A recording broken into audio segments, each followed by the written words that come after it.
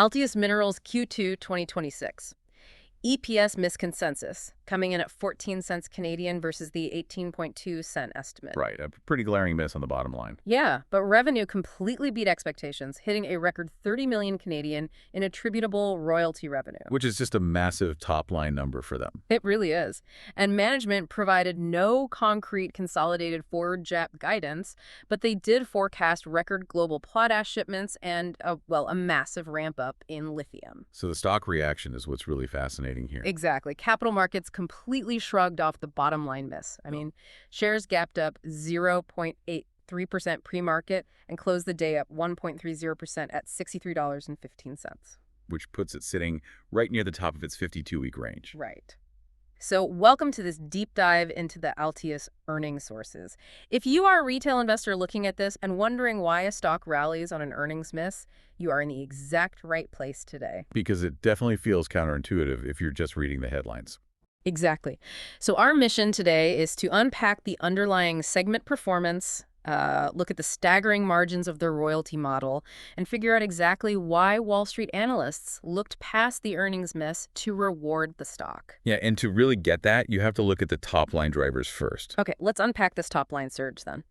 Because attributable royalty revenue jumped to 30 million Canadian. Right. And that's up from 12.7 million year over year. It's essentially more than doubling their top line. Yeah. And the sources point out this was supported by higher realized prices and the timing of copper stream deliveries. Base metals hit 9.42 million. Which, copper streams can be a little lumpy from quarter to quarter based on physical deliveries, but still a great result. But the absolute standout metric here, the one that just jumps off the page, is lithium. Oh, absolutely. Lithium royalties skyrocketed to 6.43 million. And, up from a mere $61,000 the previous year. It's almost absurd to look at those two numbers side by side. It is. And that's driven by the addition of 4 operating lithium royalties. Yeah. But, I have to play devil's advocate here. Go for it. Lithium prices are just notoriously volatile. We've seen massive boom and bust cycles. Oh, yeah. Constantly. So is this 6.4 million surge just a one-off stroke of luck regarding timing, or does management actually see this as a structural shift? Well, what's fascinating here is how you have to view their entire business model. Yeah. You really have to compare the royalty model to owning the toll booth rather than owning the mining highway itself. Okay, right. The toll booth. Yeah, like Altius isn't paying for the giant haul trucks or negotiating labor disputes. They just front the initial capital to build the mine. Exactly. And once that capital is deployed, their ongoing cost to maintain that revenue stream is essentially zero. So when those 4 new lithium royalties come online, that revenue just drops straight to the bottom line without the operating cost inflation that hits traditional miners. Right, but what about the volatility? If lithium prices crash, doesn't that toll booth revenue evaporate? Well, management's forward-looking commentary addresses that exact fear. They really don't see this as a temporary spike. Their VP, Ernie Ortiz... Who heads up their lithium strategy, right? Right, exactly. He projected that global battery shipments are on track for 3 terawatt-hours in 2026. Wait, 3 terawatt-hours? Yeah. That is a staggering amount of physical demand. It is. The physical demand for the metal is compounding. So even if spot prices fluctuate, the sheer volume of material moving through those toll booths is going to scale aggressively. Which brings us to their forward visibility, right? Because they have a whole pipeline lined up. Yeah, they do. The sources mentioned the Finniss mine restart is expecting its first concentrate shipment in Q4. Right. And the Mariana project is going to deliver royalties in the second half of the year. And don't forget the NEVS project. Oh, right, the one entering commercial production in Q4. Exactly. So that 6.4 million we just saw, that's really just the leading edge. They have a continuous sequence of projects lined up. So the market sees this as a permanent tier up in cash generation, not just a lucky quarter. Exactly. Okay, so if lithium is the high growth engine right now, let's shift to the broader portfolio. Because they still have those traditional mining cash cows, but they're also doing this massive pivot to renewables. Yeah, the legacy segments really hold the whole thing up. Let's run through those. Potash generated 5.03 million, and they actually expect record global shipments there. Which is huge for baseline stability. Yeah, iron ore brought in 1.56 million, And then base metals have some big catalysts coming up, like Vale's Voisey's Bay underground expansion. Right, they're targeting 45,000 tons of nickel there. And Silvercorp's Curipamba project, which saw a 121% increase in NPV, tracking for a July 2027 completion. So those are the bedrock assets, the traditional rocks and dirt. Right. But here's where it gets really interesting. Electricity and renewable royalties nearly tripled from 2.1 million to 6.06 million. That is a massive jump. And they completed a strategic transaction to increase their ownership interest to 50% in Great Bay Renewables, or GBR. Which focuses on wind farms like Coles Wind, right? Yeah, commercialization expected in 2027. But I mean, I have to challenge the strategy a bit. Sure. We have a metals and mining firm buying heavily into wind energy.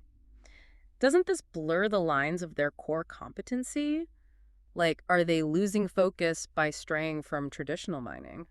I mean, it looks like that on the surface. But Yeah. if we connect this to the bigger picture, it's not about mining rocks versus spinning wind turbines. Okay, then what is it about? It's about the financial mechanism. They're taking their highly successful, high-margin royalty financing model and applying it to a completely different capital-intensive global megatrend. Ah, so it's the shared financial DNA.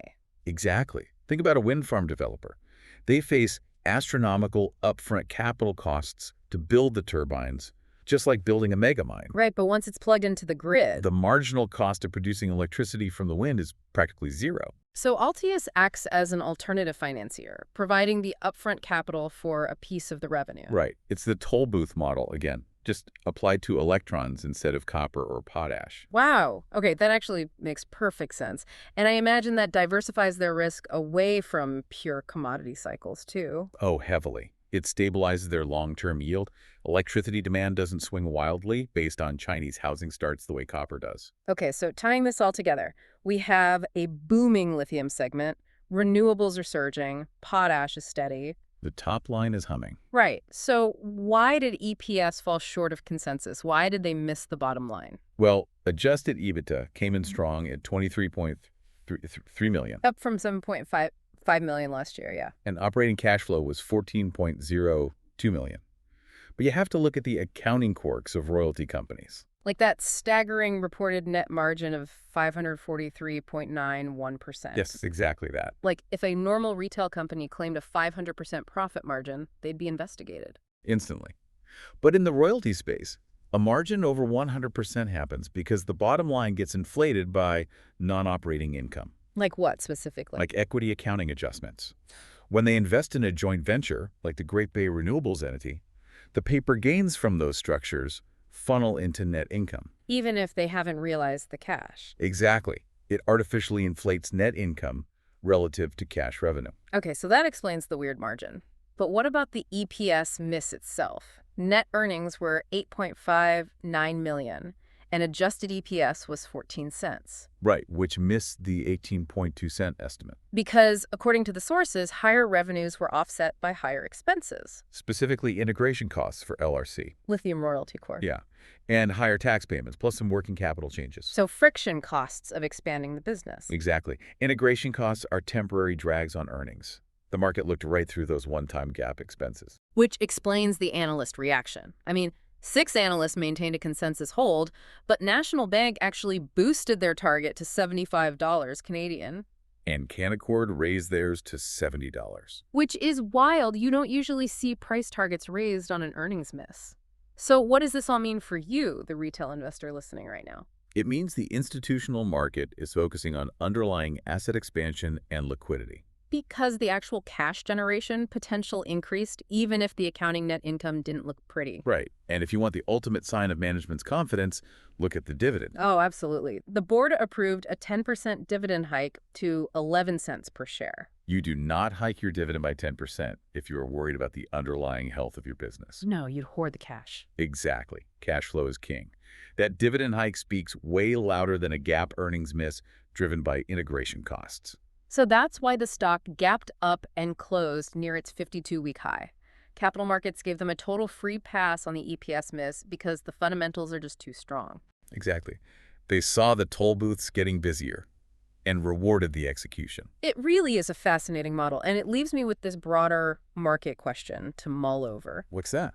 Well, If traditional mining royalty companies like Altius successfully integrate these massive renewable energy streams, will the market eventually stop valuing them as cyclical mining plays? Oh, that's an interesting thought. Right, like will they start valuing them like high multiple tech infrastructure or, I don't know, green utility If funds? that happens, the current valuation models are just totally inadequate, Completely. It's definitely something to watch as they keep scaling that GBR stake. for sure.